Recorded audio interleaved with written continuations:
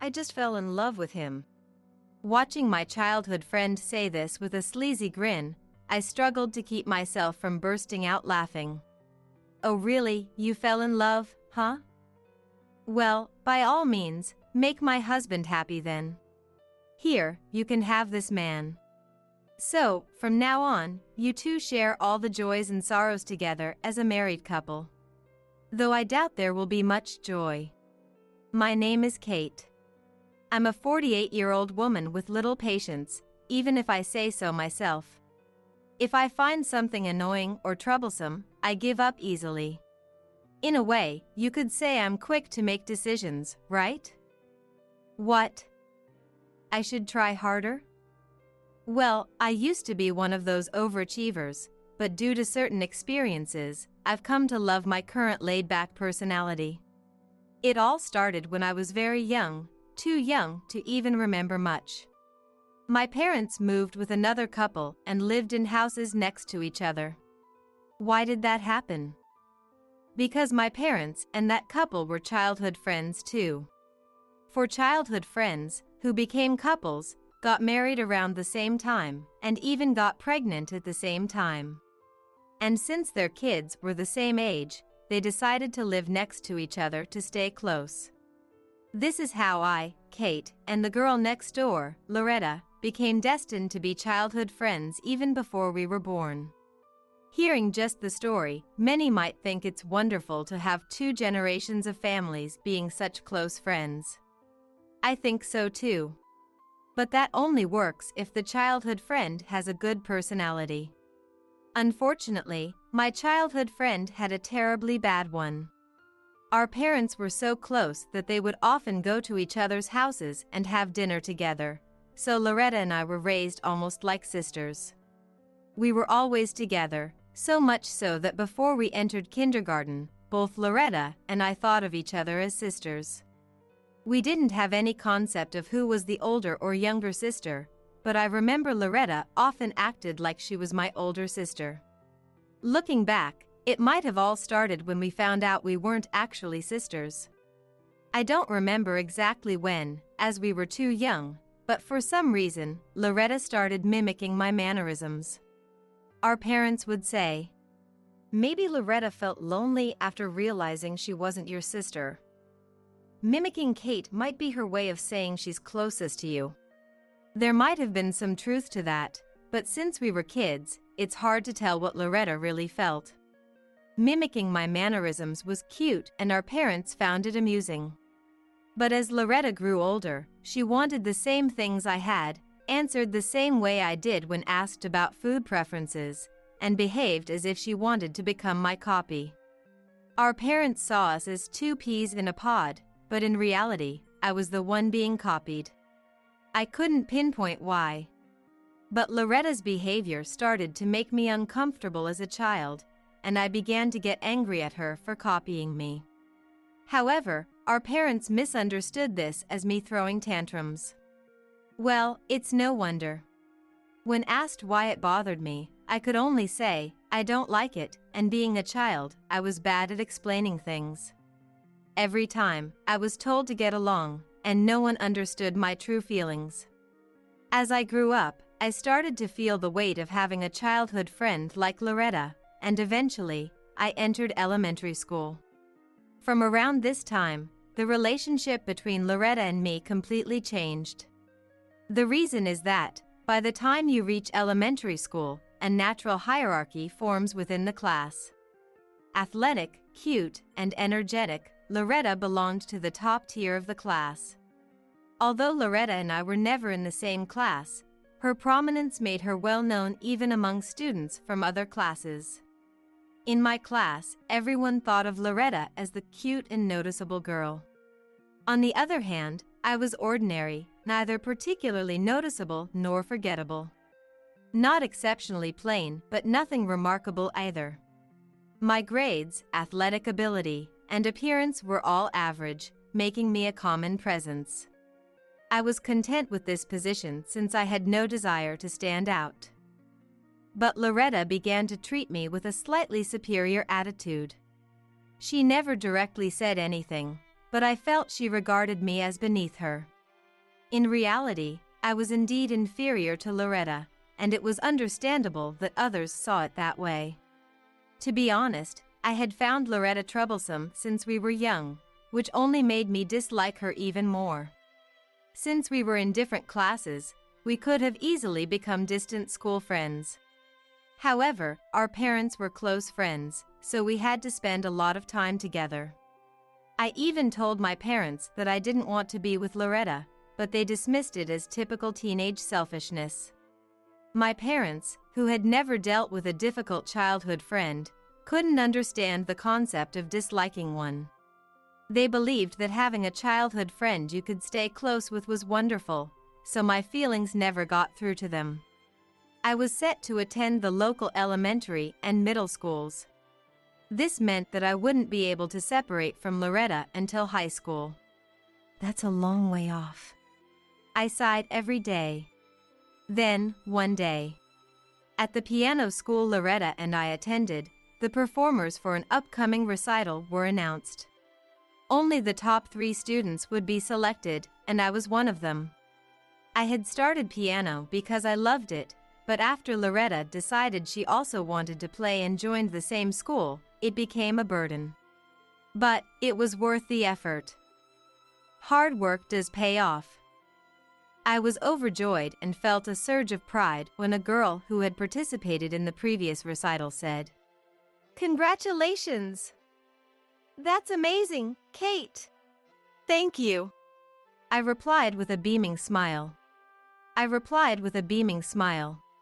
"It's good that you finally did well at something," Loretta interjected. Her words were clearly barbed, leaving the girl who congratulated me at a loss for words. But Loretta, sensing the tension, continued, "Are you sure Kate can handle the recital?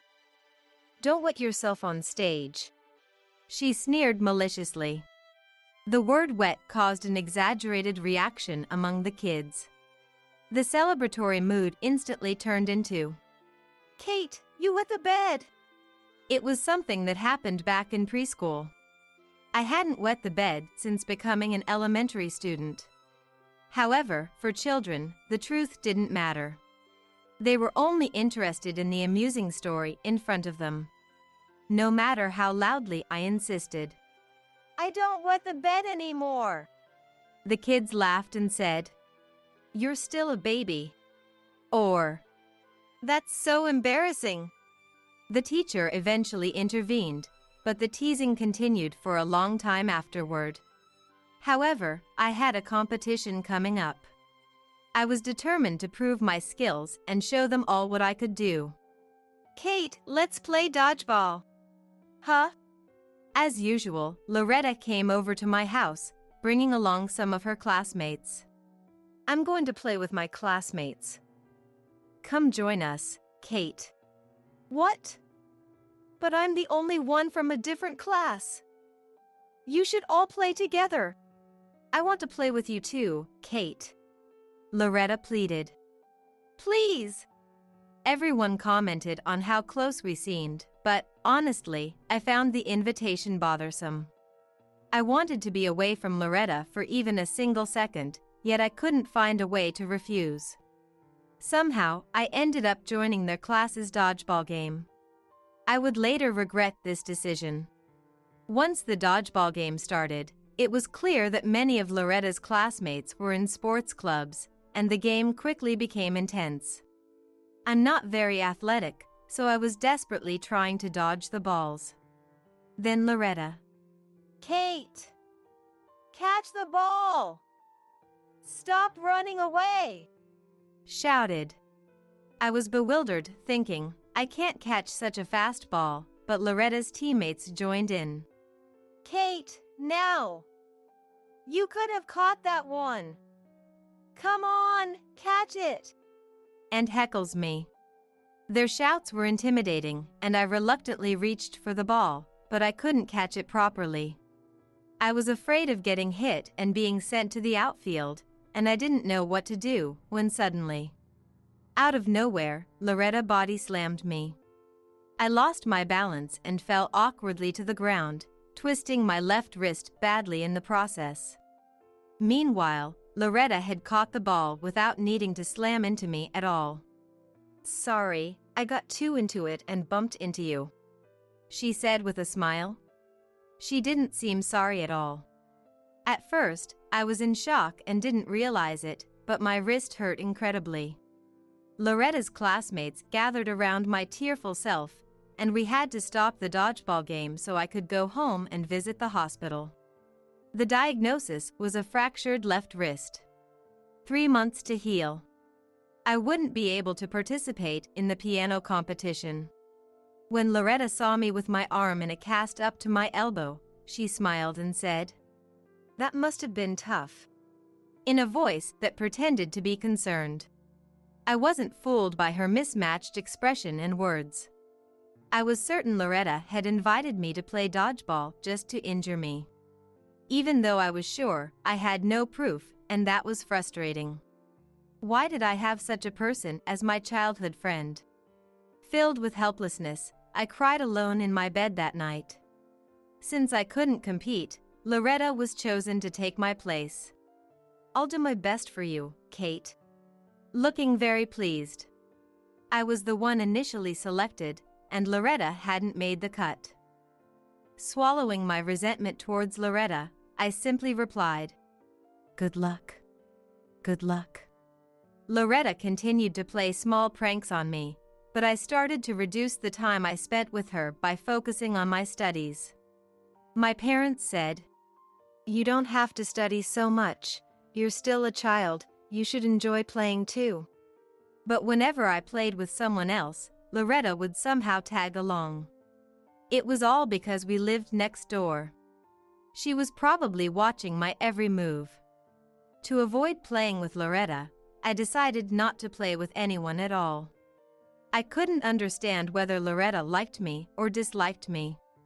However, it was becoming increasingly clear that she was a bothersome presence to me. Feeling the cracks forming in our relationship, we moved on to middle school. After-school classes are mandatory. Kate, what are you going to choose? Maybe tennis.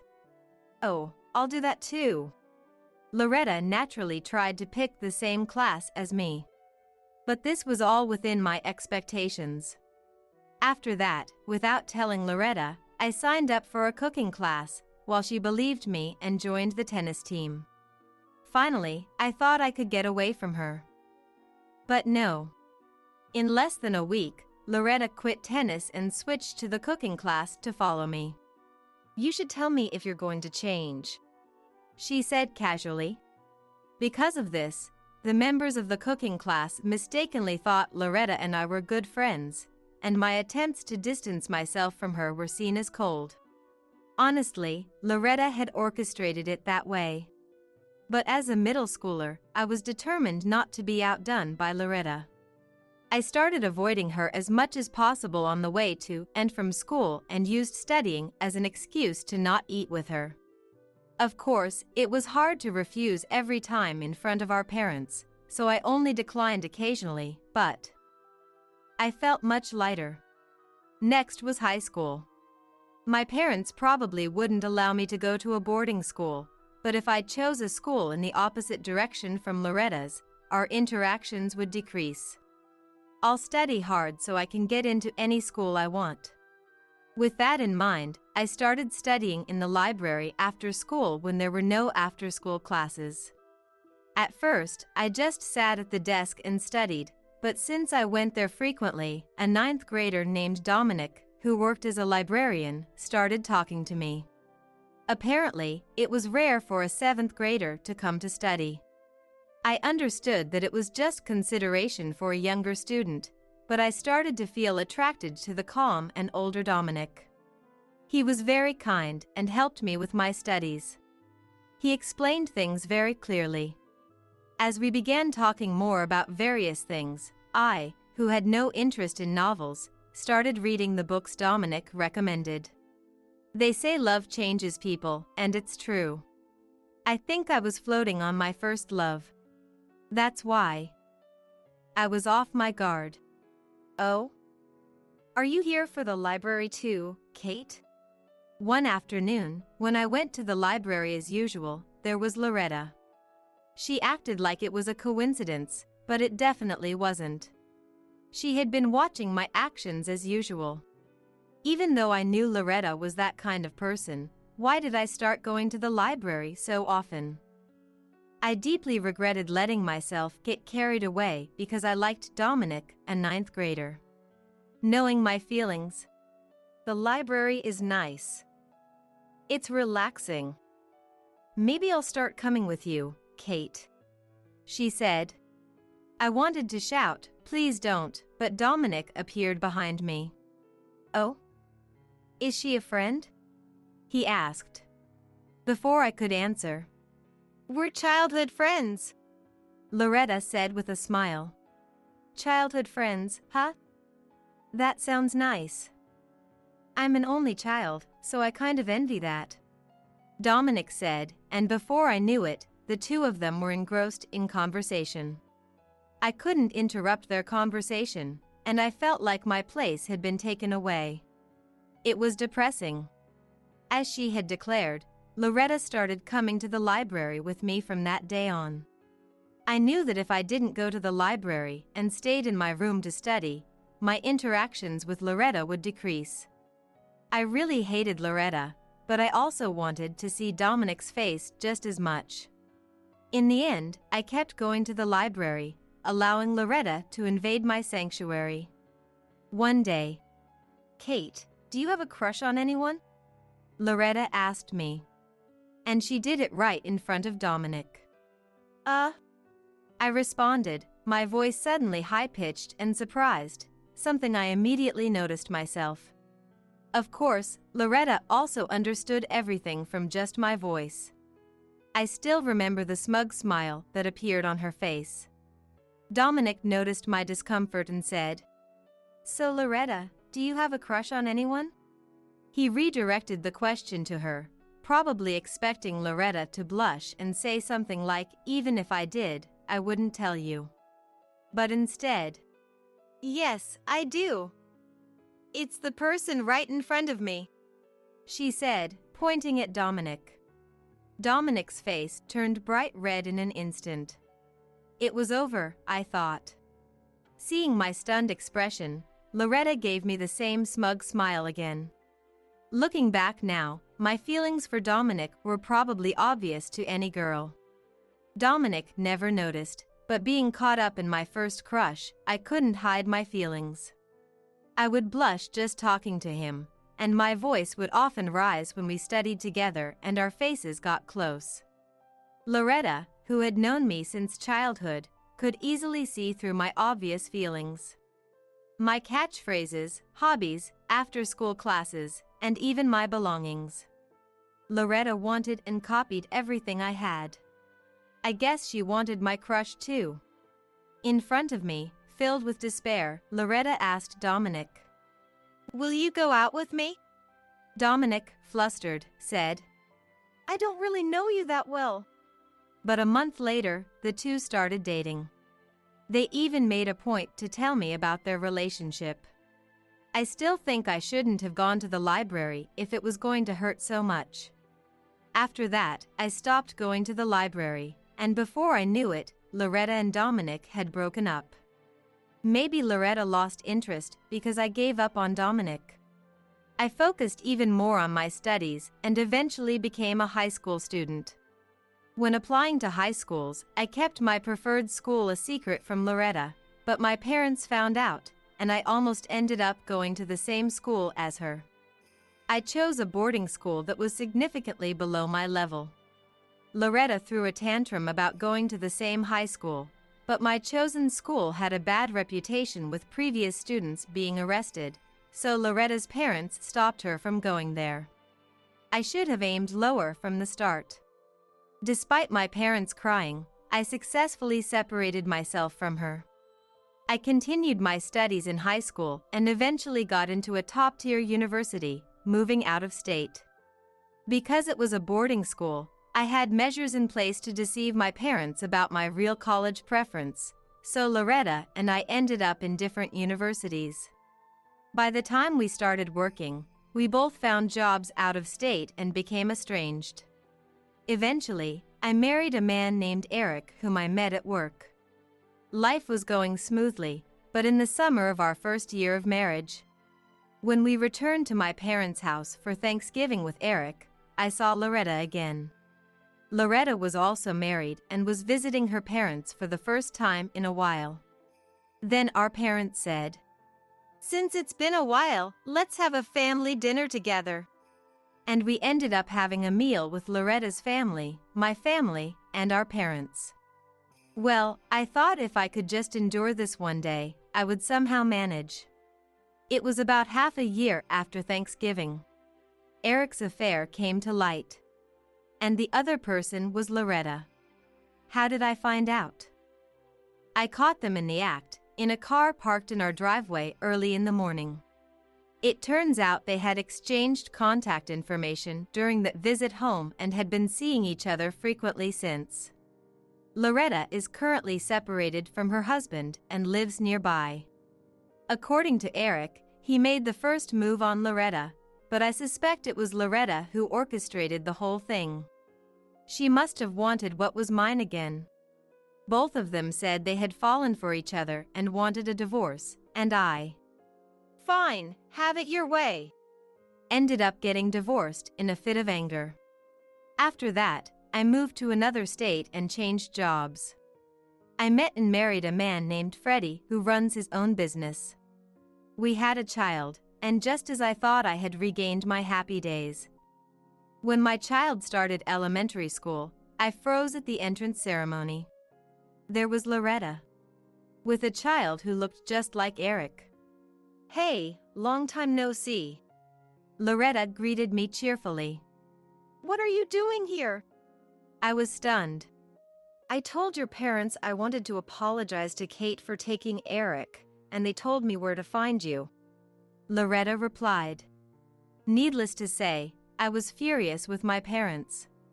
After the divorce from Eric, my parents had been on my side, understanding the reason for our split. But after I remarried and had a child, they started thinking, "You should reconcile since you were childhood friends." I understood their feelings since our situation had strained their relationship with Eric's parents, but there was no way I could make up with someone who took Eric from me. "It looks like our kids are in the same class, so let's get along as mom friends from now on," Loretta said with a smile. It was only the entrance ceremony, but I secretly thought, I wish it were already graduation. After that, Loretta stuck to me as a childhood friend among the mom friends gatherings. But her demeanor hadn't changed, and I could sense her subtle intimidation in her words. Comments like, "You've aged since having a child," or "Your husband will lose interest in you." She often indirectly criticized my femininity, as if reminding me that she had taken my husband in the past. Many mom friends admired Loretta's communication skills, leaving me no room to counter her. If it had only affected me, I could have spoken up, but I was worried about how it would affect my child if there were rifts among the mom friends. To make matters worse, the community seemed tightly knit, with frequent family barbecues and camping events. Having to interact with both Loretta and Eric was nothing but stress for me. Well, luckily, my current husband Freddie knows about my past with Loretta. Having an understanding partner by my side was a great comfort. Or so I thought. Because I fell in love. What? One day, Freddie asked me to make time to talk, and we arranged to discuss things at home while our child was at school. The concerned party who showed up was none other than Loretta. Apparently, they were now having an affair. Again? "Why do you always take what's mine?" I accused Loretta, but she, "Because I fell in love. Can't help it," gave me an answer that wasn't an answer at all. "You know, because we're both serious, I want to divorce Eric and remarry." "Oh, should I return your ex-husband?" Loretta laughed as she said this. "I don't want him. You can have both of the men." Seriously, right? To be with someone like Freddie, ha ha ha, good luck with that. But I won't tell her the truth. Thinking this, I answered with a smile. I'll divorce him for you. 1 month later, Loretta came to my house. What is going on? Why didn't you tell me? What are you talking about? I pretended to be clueless. Of course, Loretta saw right through me. Don't play dumb. And got angry. Why didn't you tell me Freddie was unemployed? Did I need to? You wanted to remarry because you truly love him, right? I'd like to see some spirit like, I'll support him. You knew and didn't tell me on purpose. Of course. In fact, we were already talking about divorce before you even asked for it. What? Loretta's eyes widened at my words. Freddie didn't just lose his job, he also took on a lot of debt to try to save his company. We had a huge fight because I hadn't been told about it. You probably thought you took my husband from me and felt triumphant, but actually, I was just giving away someone I didn't want. Loretta, now understanding everything. What? Raised her voice. So, you knew and still went through with not just the division of assets, but also filed for alimony and child support? Of course. It's only natural for me to claim what I'm owed, and it's offensive to be called a bad woman for it. You're the worst. And you have the nerve to say that? You brought this on yourself. Just like before, you probably thought you'd have Freddie pay for everything, but he doesn't have any money left. You'll have to pay it yourself. This is the worst. Because of you, my life is a mess. I'm grateful, really. Thanks for taking a nearly bankrupt, cheating husband off my hands. I smiled as Loretta burst into tears. My previous husband had income from investments, so even when I demanded compensation in the divorce trial, he paid it easily. So Loretta probably thought, if I remarry, we'll be husband and wife, and my new husband can pay everything as well. After all, she knew Freddie was making a decent living from his business. She must have been counting on that. But not only did her plan fail, it turned out he was in debt and completely unreliable. Well, no wonder she's crying. Serves her right. I got this house as part of the divorce settlement, but I'm planning to sell it and move. So what? Loretta glared at me as if even hearing my words was annoying. She still didn't seem to understand her position. She looked like she thought she was still on top. Time to show her hell. I'm going to tell all the mom friends about your misdeeds. What? Whether they side with me or not, you'll at least have to deal with being talked about behind your back. I'll just move away too. You're such an idiot. Don't you know your husband's personality? Husband? Which one?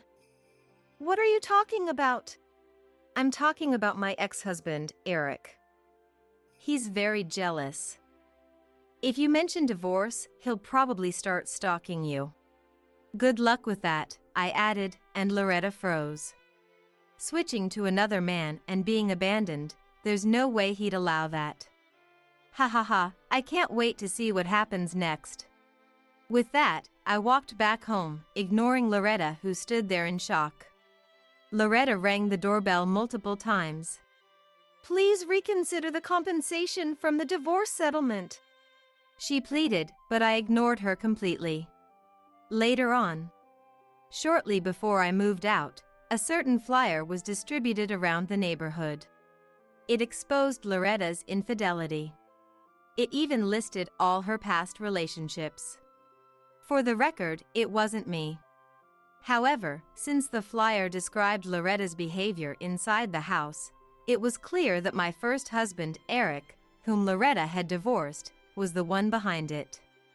Meanwhile, despite it being half a year since the divorce, Loretta hadn't remarried. This was because her second husband, Freddie, who had paid me the compensation and child support in cash, had gone bankrupt. He still intended to start fresh with Loretta, but then came the flyer scandal. When Freddie learned about Loretta's entire dating history, he abandoned her. Loretta herself might have intended to abandon him, but since she was abandoned first, she was quite bitter. Her once sweet demeanor had turned harsh, perhaps due to constant irritation. Seeing Loretta's living conditions and behavior, her parents decided, "Our daughter can't raise a child in her current state," and took the child into their care. Those who had been close to Loretta were no longer her friends, as she no longer had a child and was no longer part of the mom circle. Moreover, hearing about her promiscuous lifestyle, they were disillusioned. Vandalism and harassment increased at Loretta's house, and she was told to leave the community.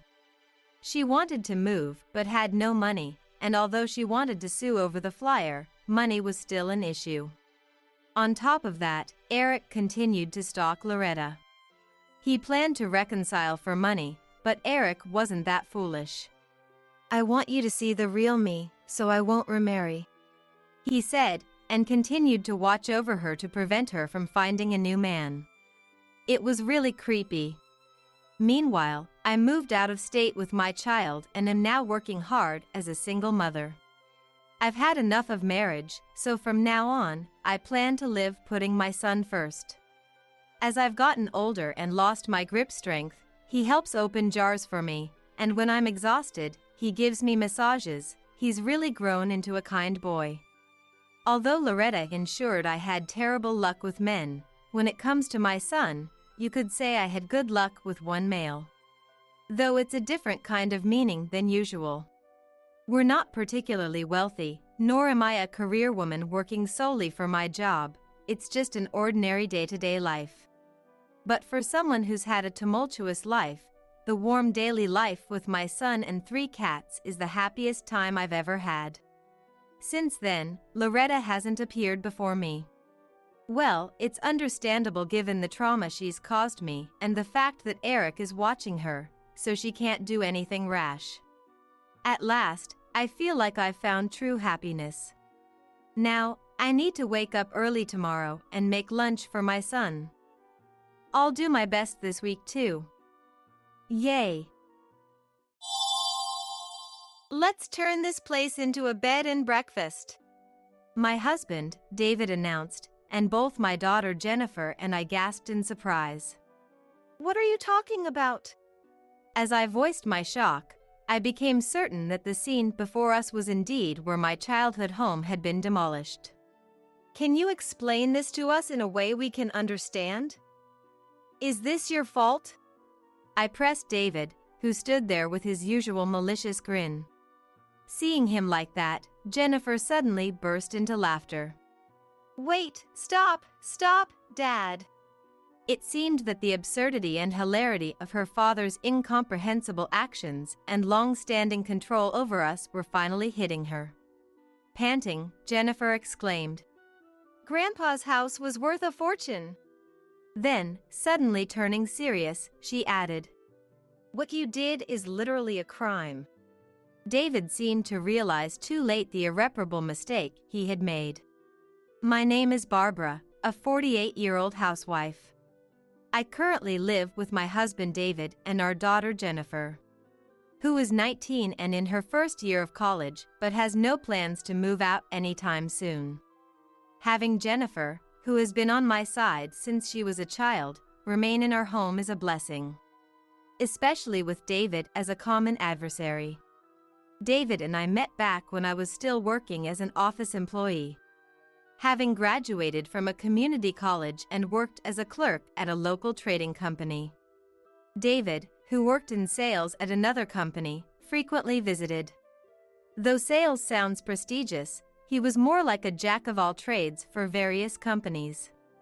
Always eager to please and flashing insincere smiles, he managed to make a good impression on me by being nice, even to a mere clerk like myself. As we saw each other almost weekly, we started chatting and eventually became close. It turned out that he was indeed treated like a utility person at his job, earning little. Perhaps because of my youth, I believed that love could conquer all financial challenges. After I became pregnant, I quit my job as he wanted me to focus on childcare. He wanted me to join the family so he could focus on raising his children. With Jennifer's birth, my responsibilities grew immensely. I was left to care for Jennifer, cook, clean, and do laundry alone while he was at work. However, as Jennifer started preschool, his attitude towards me began to change. Taking my silence for granted, his demeanor grew increasingly domineering. At work, he was ridiculed and overworked. And it seems I became his outlet for frustration. I had not perceived him as such a resentful person when we first met, but perhaps I was too agreeable, fueling his distorted confidence. People at work just dump their tasks on you, David, because they don't recognize his talents. You shouldn't worry about it. I would console him, inadvertently feeding his skewed self-esteem. Are you mocking me, thinking you can do a better job? He would explode at the slightest criticism. This left me overwhelmed, eventually silencing me completely. My attempts to pacify him only served to inflate his ego further. Enduring for the sake of our daughter undoubtedly led to our current strained relationship. Yet, I believe I was only trying to be a supportive wife, not deserving of blame. Reflecting on it, the whole situation seems absurd, but my desire to do everything for my daughter clouded my judgment. As we aged, our marital problems only worsened. While my role as a housewife remained unchanged, societal expectations about age-appropriate status and positions subtly influenced us. His perception of external judgment grew, worsening his already pessimistic nature. Conversations with him became so exhausting that they felt overwhelmingly draining. I never realized it until we got married, but it seems David has always been this way since childhood, lacking any friends. At our wedding, it was only David's relatives who attended, with no friends in sight. I didn't think much of it then, but in hindsight, it's quite odd. I still regret not noticing these small details about David while we were dating. Although his position at his company is considered low by societal standards, there are many others in similar situations.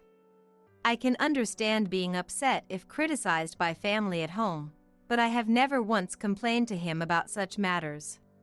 No matter what I do, David's attitude remains unchanged. He never releases his stress outside, it's always directed at me and Jennifer. His drinking has increased day by day, and with it, his loud and destructive behavior at home. Though he has never physically harmed us, his actions have escalated. Do you even recognize who's responsible for you being able to attend college? Always clinging to mom, you should think about who you ought to be thanking. It's common to hear about teenage daughters disliking their fathers, but Jennifer has good reasons for her feelings towards David. It's only natural to feel this way after being treated so unfairly every day. Jennifer and I would share our grievances about David when he wasn't around, somehow managing to get through each day. Then, my father, who lives in the same state, fell ill. My mother had passed away a few years earlier, leaving my father living alone at home. Since my brother Paul is running a company in New York, it fell to me to check on my father. The diagnosis my father received at the hospital was not good. I blamed myself for not noticing his condition sooner. Despite being aware of his own health issues, my father kept silent, not wanting to worry my brother or me, who both have our own families. After consulting with the doctor, hospitalization was decided upon, and we proceeded with the best treatment available. Still, it was clear that my father's condition was deteriorating day by day, prompting my brother to visit more frequently, taking time off from his company. I was prepared for what was to come, naturally resulting in frequent hospital visits. Being a housewife doesn't mean household chores can continue as before. Jennifer also helped out, visiting my father and assisting me. However, David didn't see it that way. Lately, there's been a lot more frozen food, hasn't there? You're home all day, there's no need for frozen meals. And relying on our daughter just now.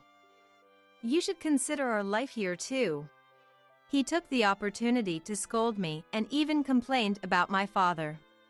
After all the care my father had provided, it's shocking he could say such things. Has he forgotten how much he has inconvenienced my father? There was a time when David's earnings were insufficient to support us. In exchange for quitting my job to focus on childcare, our living expenses increased with the addition of one person. Without feeling any remorse, he pressured me to figure it out. At my wit's end, I explained the situation to my father and asked for financial assistance. Knowing his situation, my father silently provided the necessary funds without complaint. Unaware of my father's sacrifice, he took this for granted and depended on his generosity for a while. Although his income eventually increased, he never expressed gratitude to my father. I skirted around David's temper and continued to visit my father. But soon after, my father's condition took a turn for the worse, and he passed away. Jennifer and I were overwhelmed by the loss, but there was a mountain of tasks to handle. Dealing with paperwork, funeral arrangements, and other responsibilities was daunting, but keeping busy helped distract me. Then, knowing I was nearby, David muttered under his breath, "Now we can finally have a decent meal." His insensitive comment infuriated me, but I lacked the energy to argue and simply swallowed my words. Even though the funeral was over, my heart remained heavy. Surprisingly, he showed a willingness to help with sorting through my father's belongings. Perhaps reflecting on his past behavior, he actively participated in tidying up the house. "Have you gathered all the documents? Are these all of them?" His question reminded me of the safe my father had hidden away, and I asked David to check its contents as well. When he was hospitalized, I also remembered receiving the key to the safe from my father, and I handed it over to David. "The only things in the safe were these," David said, handing me some old bills and a document with a family tree that he claimed were taken from the inside of the safe. I hadn't been expecting much, but since he went to the trouble of giving me the key, I thought there might be something more significant inside. The actual contents were somewhat anticlimactic. Well, I thought, such is life, and decided to get back to the rest of the work still pending. The cleanup at my childhood home didn't finish in one day, but after a few days, it was completed. Finally able to take a breather, I was overwhelmed by a profound sense of exhaustion. It was then that my brother, back in New York, called. "I'm really sorry for leaving all the cleanup to you. Let me know if there's anything I can do to help." He apologized before getting to the point. "By the way, did you find the deed among the documents Dad was keeping? It might seem cowardly to bring this up after Dad has passed, but there's something I need to discuss with you, Barbara." He then started talking about inheriting our father's estate. My brother, who runs a company involved in various ventures, was considering expanding into the restaurant business. He apologized before getting to the point. He wanted the house, which was built in a unique style with cultural value, akin to the old traditional houses now popular for cafes. It seems that my brother's plan is to use the family home as is and open a cafe. It turns out Dad had given me permission a long time ago. In return, he said everything else would go to Barbara. I know it's late, but would you agree to this? My brother has always been fond of me and is still single. He's not interested in claiming a large inheritance for himself or his family. I wouldn't know what to do with our childhood home anyway. If you think it's best, then go ahead. I agreed to my brother's wishes and decided to transfer the rights to our family home to him. If I were to manage it, it would eventually have to be demolished. It's better if my brother can make good use of it, ensuring the home remains in some form. Thanks. Could you check if the deed is among the documents Dad left behind? David had organized all the documents in one place, so it should be among them. I promised to contact my brother as soon as I found the documents and hung up. I realized I hadn't gone through the documents since then. They should all be in a clear case I put together. Remembering the case of documents he gave me, I searched through it. However, no matter how much I looked, I couldn't find the deed my brother mentioned. That's strange. I put all the documents in here. Could it still be at the house? Worried I might have accidentally thrown it away, I decided to go check the house myself to avoid any more anxiety. I didn't want to continue living with anxiety in my heart, so I decided to go to my parents' house right away to check. Arriving at my childhood home, I was shocked. Where the house should have been, there was nothing but debris from what seemed to be a demolished building. Had I taken a wrong turn? But no, that can't be right. In a panic, I called Jennifer to explain the situation.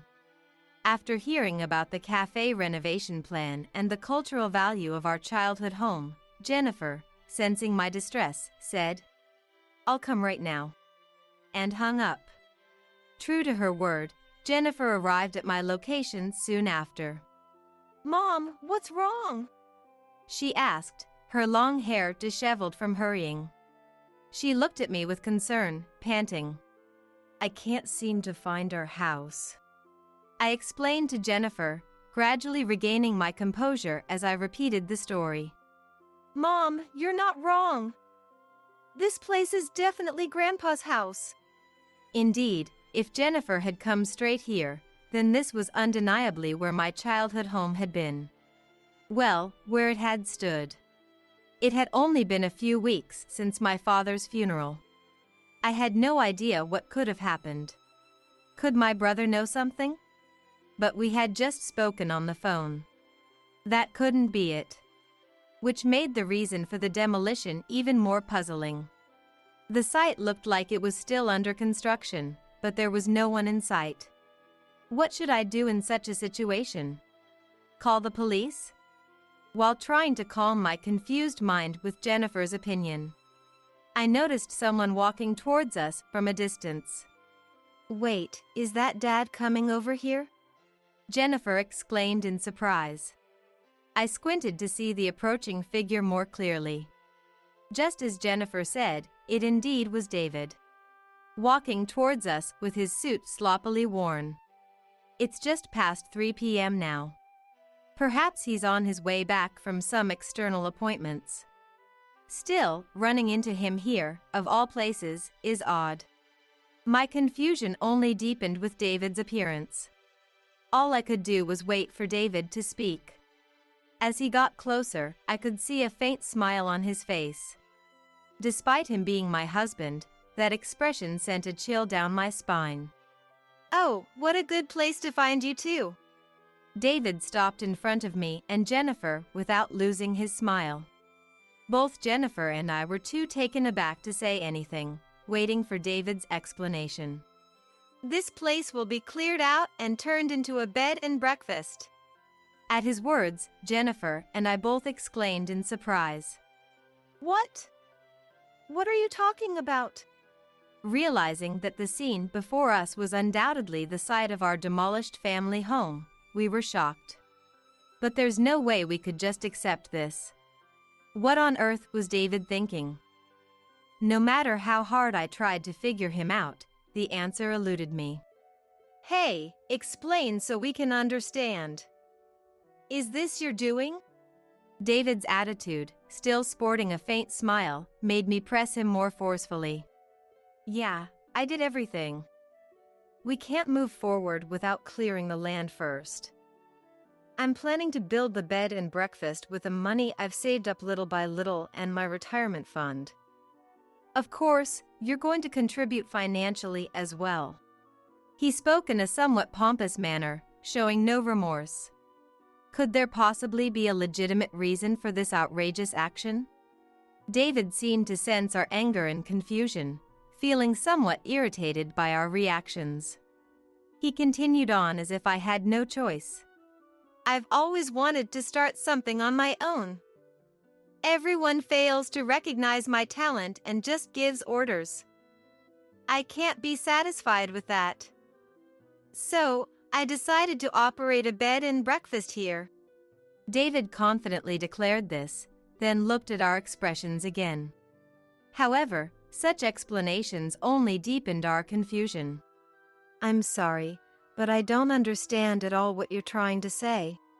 The utter absurdity of his actions began to instill fear in me. I quit my job today. I told off everyone there who pissed me off and slammed my resignation letter on the table. The fact that Barbara's father passed away just now is a message to me. It's finally time for me to take the lead. David's rambling in his excited state was nonsensical, but his intentions were clear. In other words, he quit his job to run a bed and breakfast. He wants to be the boss without anyone's complaints, to move forward in life by converting this place into a bed and breakfast. This is Dad and Paul's property. Do you think it's okay to do this without permission? Since Dad had previously spoken of transferring the rights to the house and land to my brother, I can't believe he would have given them to David. It's unthinkable that my brother would deceive me, and it's abnormal for my husband to quit his job and demolish our family home without any consultation. No need for permission, I hold the deed. Being entrusted with sorting out the belongings means we're free to do as we please with what's left. As your husband, what I decide to do should be permissible. David responded to me and Jennifer as if it were only natural, showing no sign of guilt. That's no excuse at all, I yelled out as soon as David finished speaking. My patience ran out with his selfish, childish reasoning. This is my father's house. It was passed down to me and Paul by Dad. How can you, who aren't even blood related, do something like this on your own? David seemed to realize the seriousness of the situation for a moment in response to my rebuke. Although the faint smile disappeared from his face for a moment, he quickly justified his actions again. What is that way of speaking to your husband? Who do you think has been supporting your lifestyle up until now? You all should just silently follow what I say.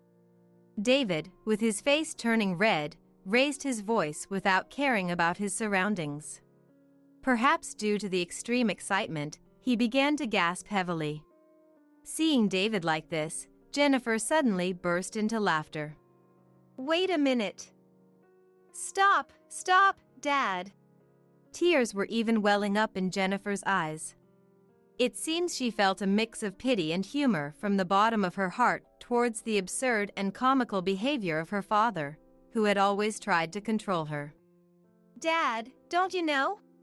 Gasping for breath, David focused on his daughter as Jennifer spoke to him. Grandpa's house was incredibly valuable. You just destroyed the house Uncle Paul was given. Jennifer said this, then suddenly turned serious. What you did is literally a crime. David's face rapidly lost color as he calmed down upon hearing his college-age daughter's calm point. What are you saying? How can you say such things to your father? Though he raised his voice, it lacked any real spirit or force. It seems he had realized his fault somewhere deep down. Trying to counter it with bluster was futile, especially after being called out by his daughter. Neither my brother nor I could ever condone such actions. I'm going to call Paul right away. The project to turn this place into a cafe is supposed to be in progress. David, knowing that my brother runs a company, understood the situation just from those words. What? That's horrible. We have press coverage and contracts already advancing. I'll call you back later. Please don't touch anything else there. After my hurried call, my brother ended the call in a flustered state. Just do not do anything further. This has turned into a huge mess." My brother's voice seemed to leak from the phone, making Jennifer and David's faces tense. It appears he had been plotting to build a bed and breakfast here from the moment he mentioned clearing out the belongings. He had been helping with the cleanup of our family home with that intention, searching for the deed. "I had no idea this house was going to be turned into a cafe. It's common sense to inform me of such important matters beforehand." David, who had been pale-faced just a moment ago, now began to shift the blame onto me and my brother despite his worse actions. His face regained its original brazenness, suggesting his actions were completely justified. "Please, don't do anything more. Paul is hurriedly contacting the partners now." Disgusted by David's shamelessness, I decided to wait for a call from my brother. Then, I noticed a man in a suit running towards us from across the street. "Excuse me, is Barbara here?" The man who offered his business card was Thomas, working as my brother's secretary at his company. He had been sent from New York, where my brother's company is located, on a business trip for the cafe opening and had rushed over after hearing about the current situation of our family home. "I was just in a meeting with the president of the company we're launching the cafe project with. The president is on his way here now, but the other party is very upset." Thomas said this and then looked at David's face before continuing. "I've heard most of the story from the president, but it seems a considerable amount of compensation liability will arise. Even though you're my sister's husband, you'll have to bear that responsibility." Up until now, David had only been scolded by me and Jennifer, so the reality hadn't fully hit him. Hearing the words compensation liability from a stranger in a suit made David's face turn pale again. "Mom, can we even afford to pay that? What's going to happen to us?" Jennifer's whisper seemed to be the final blow, as David weakly sat down on the spot. Supporting David, who had collapsed, we decided to return home for the time being. We invited my brother's secretary into our home to wait for my brother's arrival from New York. Although we understood the gravity of the situation, there was nothing we could do on our own. As time frustratingly passed and the day turned to night, my brother finally arrived. "Barbara, I'm sorry, but David will have to take appropriate responsibility." My brother said this with a solemn expression and began to explain the situation. The project to open a cafe using our family home had started some time after our father passed away. My brother's company is well known in the industry, and the other party had prioritized this project upon hearing it from my brother. That meant halting our company's ongoing projects to pour all our energy into the joint project with my brother. It was clear that canceling this cafe plan would result in tremendous damage. My brother was making every effort to keep this project alive. "But if our family home itself has been demolished?"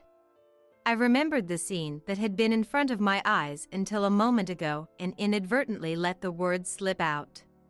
"I've seen it myself just now, and it was indeed a sloppy demolition job. It'll take time, but since the materials are still there, it might be possible to restore it," my brother said with a heavy sigh, though his face remained stern. "David, I didn't want to say this, but what you did is a crime.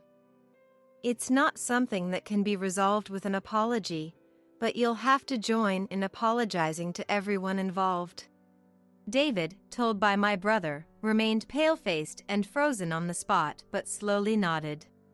Just a few hours ago, he was so proudly talking about his future life plans, and now there's no trace of that. Having to expose my husband's disgraceful behavior in front of my own brother, I was filled with embarrassment.